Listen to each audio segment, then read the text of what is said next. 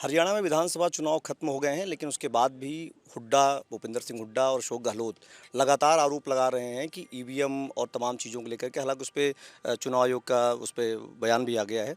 हमारे साथ मौजूद हैं हरियाणा के प्रभारी सतीश पूनिया। इनसे समझते हैं क्या वजह है, क्यों सर हरियाणा को लेकर के लगातार वहाँ के नेता ये मान नहीं रहे हैं कि उनकी सरकार नहीं आ पाई है। क्या वजह है इसके पीछे मानते हैं आप?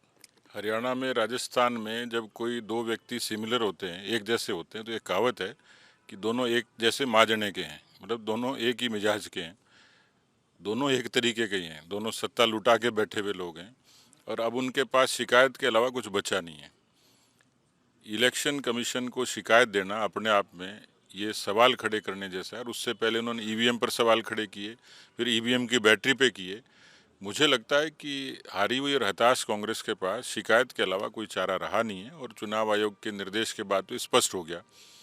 मुझे लगता है कि उनको आत्मविश्लेषण करना चाहिए, क्योंकि कांग्रेस को नीति से, विचार से, व्यवहार से देश की जनता ने नकार दिया है। और इसलिए अब उनके पास कोई इंस्ट्रूमेंट बचा है तो शिकायत बची है, और शिकायत पर भी उनको फटकार पड़ती है। तो ये अपने आप में कांग्रेस की कहानी बयान कर देती है। उनको बीजेपी से सबक लेना चाहिए, सीखना चाहिए कि संगठन कैसे खड़ा होता है, चुनाव का प्रबंधन कैसे होता है, अभियान कैसे होता है, रणनीति कैसे तैयार होती है। मुझे नहीं लगता कि वो बहुत ज़्यादा हवा में थे, अति आत्मविश्वास में थे, और हम लोग धरातल पर काम कर रहे थे। तो सीख यही है कि अपना आत्मविश्लेषण वो करें। राजस्थान में 7 सीटों पर उपचुनाव हो रहा है। किन किन सीटों पर आप जा रहे हैं प्रचार के लिए? स्टार प्रचारक भी हैं पार्टी के।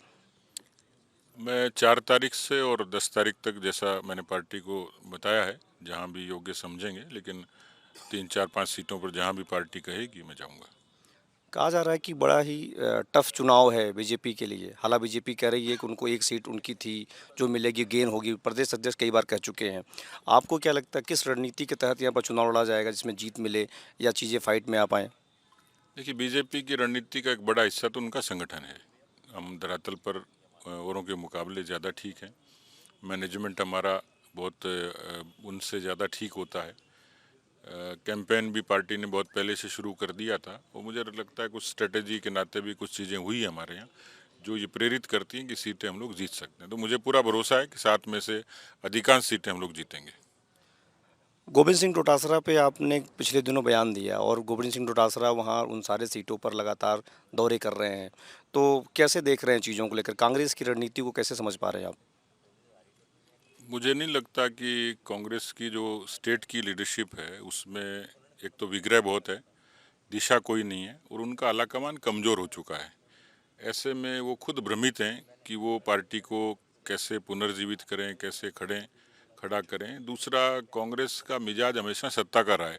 सत्ता से बाहर जाते हुए उनकी खुद की बैटरी डाउन हो जाती है। तो मुझे नहीं लगता कि वो रिवाइव कर पाएंगे।